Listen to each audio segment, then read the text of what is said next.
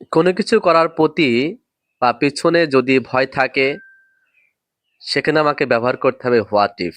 কি ব্যবহার করতে হবে? What if? What if. অর্থাৎ ধরা যায় এমন বা যদি এমন হয় তাহলে এক্ষেত্রে আমরা ইংরেজি ওয়ার্ড ব্যবহার করব হোয়াট ইফ। তাহলে আমরা হোয়াট ইফ ব্যবহার করে কিছু বাক্য তৈরি করি। কি, are you ready? Yes. Let's go, start. যদি আমি ধনী হতাম তাহলে। What if I were rich? What if I were rich.